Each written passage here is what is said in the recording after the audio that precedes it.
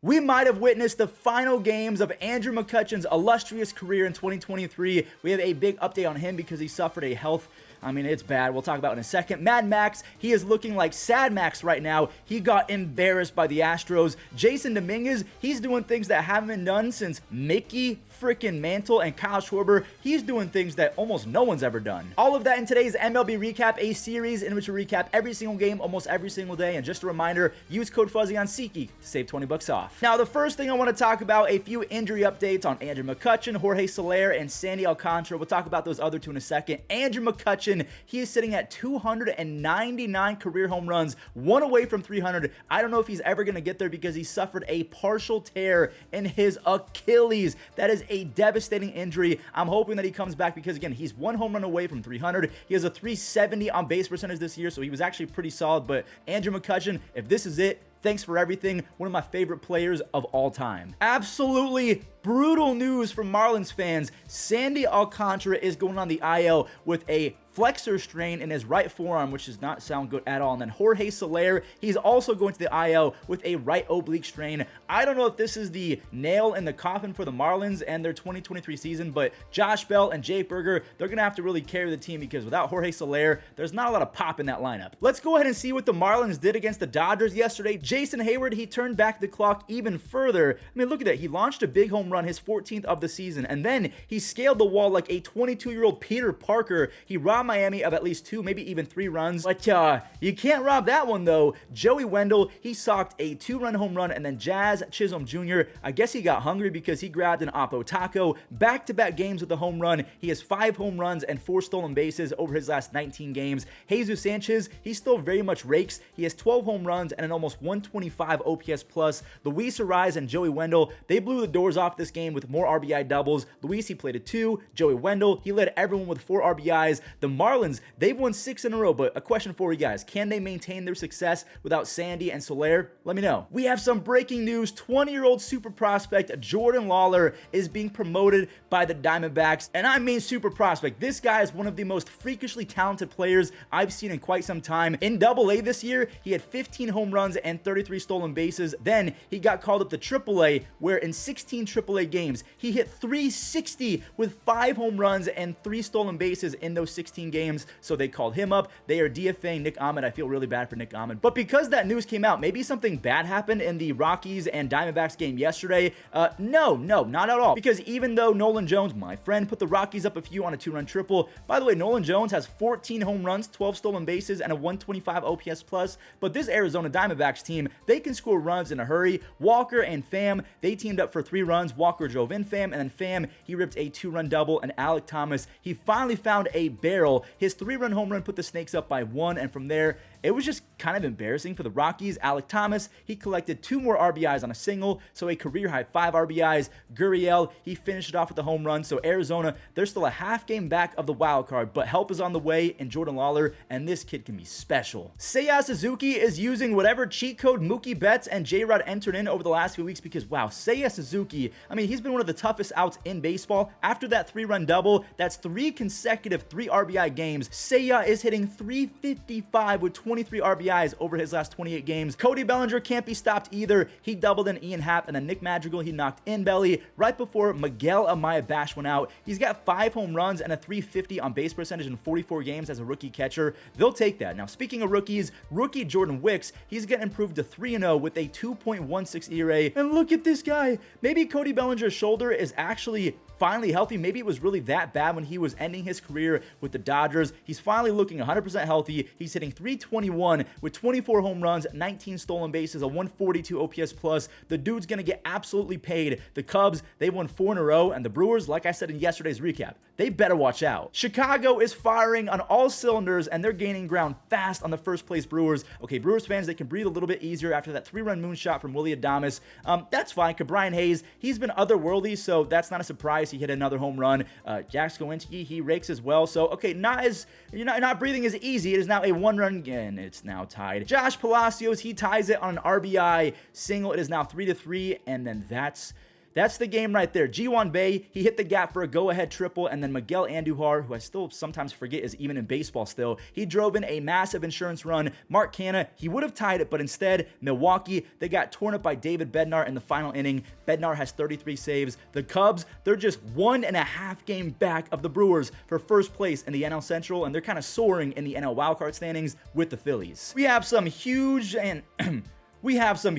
huge games coming up between the Astros and the Rangers, as well as the Mariners and the Reds. We'll talk about the Mariners and the Reds after this one, because Scherzer and Verlander, this is a crazy matchup. They both got traded, and they're both fighting for the AL West crown. Yordan Alvarez, he went 425 feet off of Mad Max, so already a tough start for Texas. Now, Simeon, he did hit a home run on the very first pitch that he saw from JV, but the vibes got even worse for Texas, because Brantley, he got that run back on a home run, and then Texas, they lost Adolis Garcia with the knee injury. I'm hoping that he's going to be okay, but he had to come out the game, so a double whammy right there. Scherzer, I mean, he might actually be cooked. That's a grand slam. Jose Abreu hit his first of 2 home runs. That all but ended Sad Max's night. He has a 3.91 ERA. That would be the worst of his entire career. Justin Verlander, he was vintage JV. 7 innings, 1 earned run allowed, 6 strikeouts. This is one of those try and forget about it games, unless you're Marcus Semien, because that was his second home run of the night. He's got 33 doubles, 22 home runs, 85 RBIs, 14 stolen bases, 13 defensive run saves. Marcus Semien is absolutely amazing at baseball. Anyway, Abreu, he had 7 RBIs on the night after that 3-run home run. And because he drove in 3 of the game previously, that gives him 2 home runs and 10 RBIs over the last 24 hours. Chas McCormick, he was benched to start this one, and he shoved it in Dusty Baker's face by hitting his 20th home run. And I say shoved it in his face because I don't think that Chas McCormick and Dusty Baker like each other. After the game, Dusty Baker said that Chas McCormick is not a big boy like Jose Altuve, Alex Bregman, and some other guys.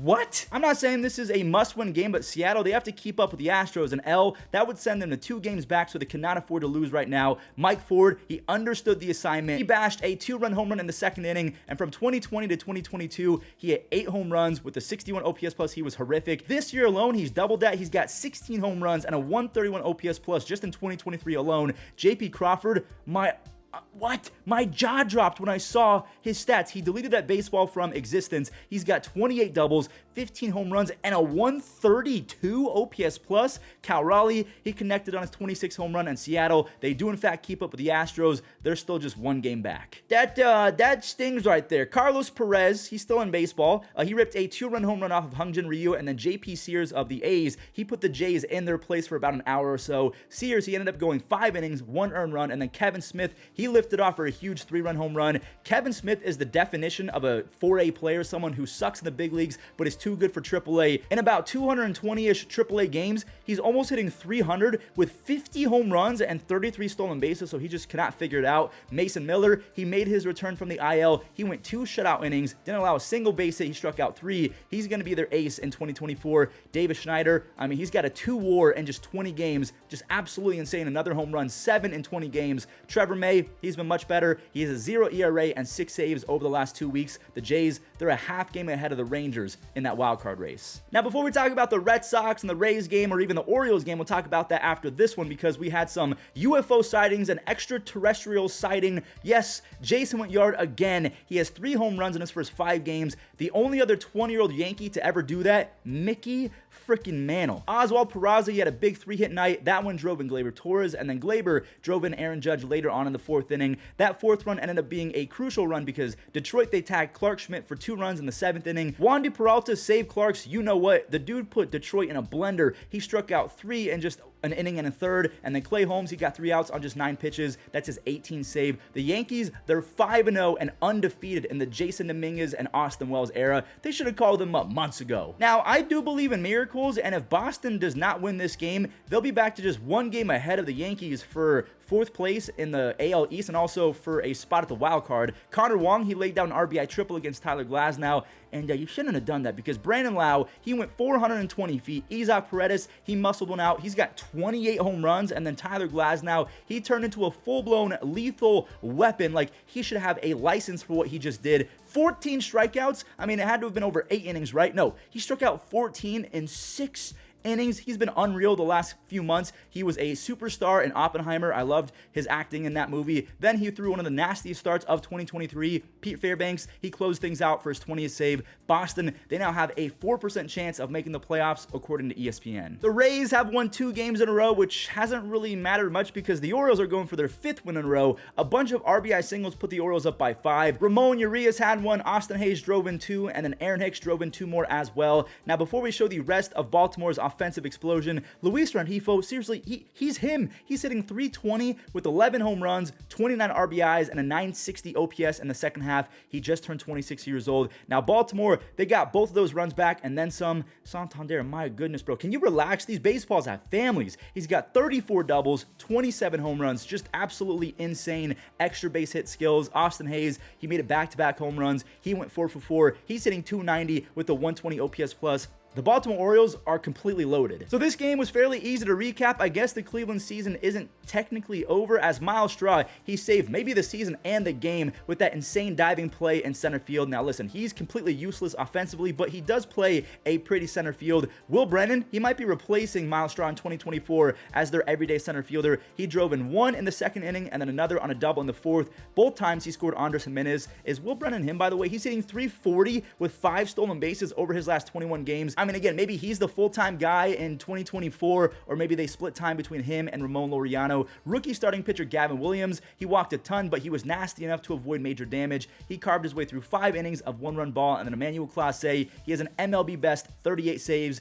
The Guardians, they win the season series against the Twins, but it's kind of like a won the battle, lost the war thing because we're 6 games back. Kyle Schwarber just hit one to the world between worlds. It probably just flew past Ahsoka. If you know, you know. That ball nearly went 470 feet. So Schwarber, he has 41 home runs and 40 singles. He can become the first player ever to have 50 home runs and a sub 200 batting average, which would be absolutely crazy, but I kind of want to see it. Beerless Bryce Harper, he finally broke out of his slump. He drove in 2 on a double in the 4th inning. JT Realmuto, he popped off for the 18th time, so he's in a very, very small group of catchers to have 230 doubles, 150 home runs, and 90 stolen bases, not just in a career, but by the time he's 32 years old. Zach Wheeler, he was wheeling and dealing all night long. He went 6 shutout frames, just 1 hit allowed. He punched out 7 along the way. So the Padres, they fall to 66 and 75, even though they have the best ERA in the National League. The reason why they suck so bad, they have the 3rd worst team batting average with runners in scoring position. They're just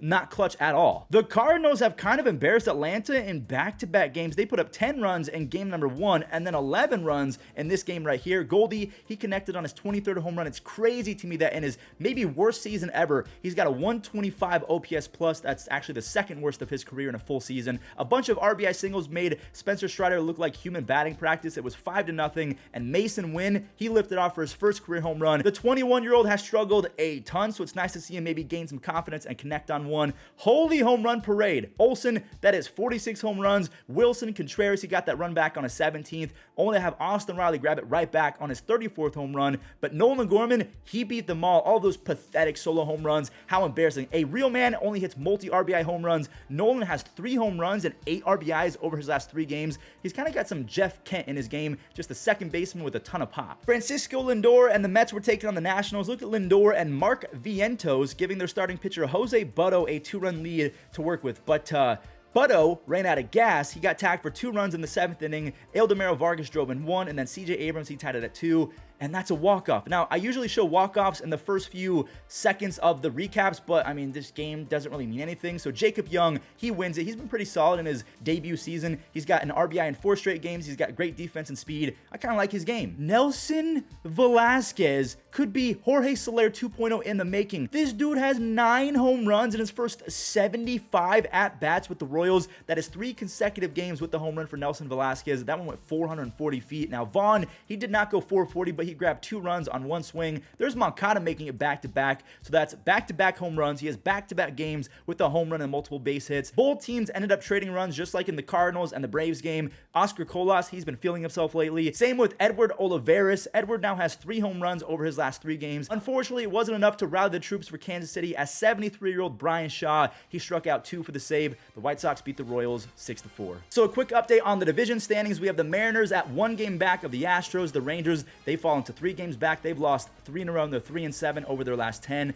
In the NL Central, I mean, that's the closest division race aside from the AL West. The Cubs are 1.5 games back. So the Red Sox are slipping right now. They're 5 games back of that final wild card spot. The Rangers, they're a half game back of the Blue Jays. So if you're a Blue Jays fan or a Rangers fan, your stress is probably at an all-time high. And then in the NL, we can see that the Giants are 2.5 games back because they've lost 6 in a row. Then you have the Reds tied with the Diamondbacks at a half game back. The Diamondbacks, they won yesterday. They're calling up Jordan Lawler. The Marlins are in that final wild card spot right now because they've won 6 in a row. And the Cubs, they've won 4 in a row. So they're 3.5 games ahead of the Marlins for that second spot. All right, let's go ahead and do today's Immaculate Grid. I haven't done one of these in a few days, so I might be rusty. A Tiger and an Angel, Michael Lorenzen. I'm almost positive he was on both teams. Michael Lorenzen, 6%. An Angel and a Met. This one is super easy for me. I feel like I've used this exact pick before. Jonathan Villar, 0.4%. A 40 save season for the Angels. Did Raisel Iglesias do that? I know K-Rod for sure did that.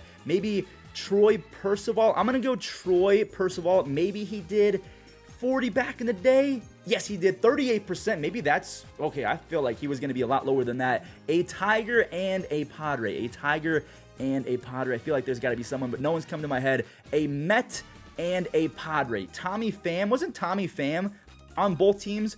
Tommy Pham, 12%. Okay, look at me go. A 40 save season for the Padres. I mean, I could go Trevor Hoffman. So I already have 38% for Troy Percival. I might as well just ruin this one. 76% for Trevor Hoffman. A Tiger and a Yankee. A Tiger and a Yankee. There's a couple guys that I could probably...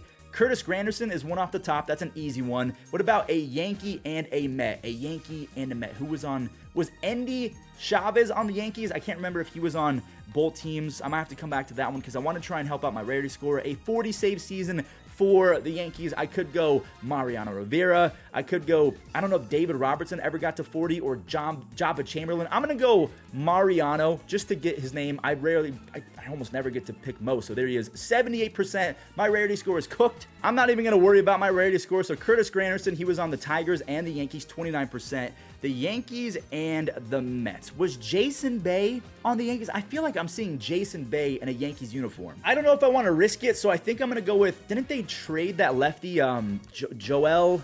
I'm pretty sure his name is Joely Rodriguez. I'm almost positive he was on both teams, 1%. Now I just need a Tiger and a Padre. A Tiger and a... Upton. Justin Upton. I'm so glad I did not use him for the Angels one. There we go. My rating score was terrible, but I got them all. Thanks for watching today's MLB recap. If you enjoyed, leave a like, and if you're brand new, click that subscribe button, and I'll catch you guys in the next one.